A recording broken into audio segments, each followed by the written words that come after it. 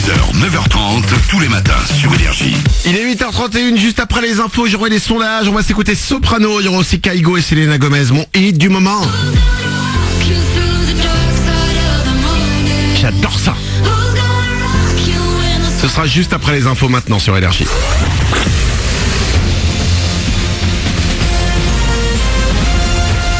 Toute l'actu sur Monaco Menton avec Frédéric Plat. Bonjour, avant d'un peu décortiquer les résultats de la présidentielle, on s'intéresse à ce qu'il se passe au-dessus de nos têtes et c'est un peu la tête dans les nuages que commence ce lundi. Le soleil sera de retour dans la matinée pour le reste de la journée avec jusqu'à 19 degrés. C'était la météo avec votre restaurant La Trégo, les pieds dans l'eau, port de plaisance de Cap d'Aille. La France a voté, près de 8 électeurs sur 10 ont glissé un bulletin dans l'urne hier pour le premier tour de l'élection présidentielle. Selon les derniers résultats pas tout à fait définitifs, ça se jouera donc dans 2 semaines entre Emmanuel Macron, leader de la formation En Marche, et Marine Le Pen, la patronne du Front National. Un candidat hors parti face à l'une des représentantes de l'extrême droite en France. Le premier a cumulé près de 24% des voix contre 21,5% pour sa rivale. C'est fini en revanche pour tous les autres, de François Fillon, 4e, Jacques Cheminade, bon dernier, en passant par Jean-Luc Mélenchon ou Benoît Hamon. À Monaco, on votait hier également. François Fillon a fait son meilleur score sur la Côte d'Azur avec plus de 40% des suffrages par les résidents français. Arrive ensuite Marine Le Pen puis Emmanuel Macron 3e. À Menton, là c'est Marine Le Pen qui est arrivée en tête avec près de 25% des suffrages. François Fillon sous les 20% est 2e, puis Emmanuel Macron peine à atteindre les 14%.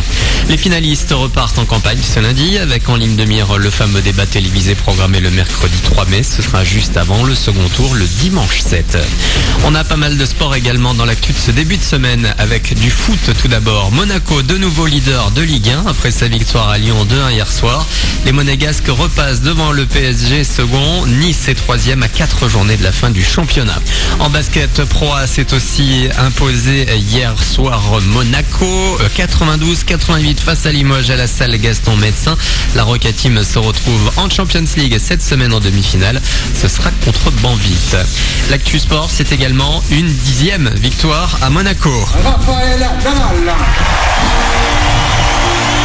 Et oui, c'est l'hymne espagnol qu'on a pu entendre hier pour la fin des 111e Masters de tennis de Monte-Carlo. Rafael Nadal a signé donc sa 10e victoire sur la terre battue monégasque, 6-1, 6-3 face à un autre espagnol, Albert Ramos. S'était plié en à peine plus d'1 heure et quart de jeu. Ça fait des années qu'on en entend parler. Cette fois, tout est confirmé. Avatar, le plus gros succès ciné de l'histoire du box-office mondial, aura droit à 4 suites qui sortiront entre 2020 et 2025, toujours au mois de décembre. L'info a été dévoilée ce week-end par le réalisateur James Cameron. En revanche, il n'y a aucune certitude concernant le scénario ou le casting. Le premier épisode d'Avatar, sorti en 2009, a réuni plus de 14 millions de spectateurs rien qu'en France. Voilà pour votre actu. Bon réveil avec Manu.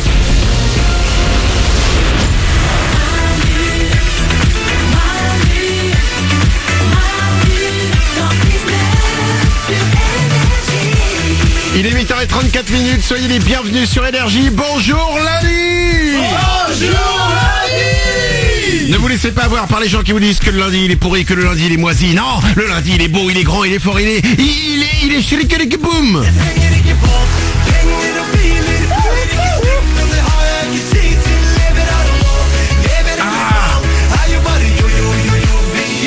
Frikirikboum.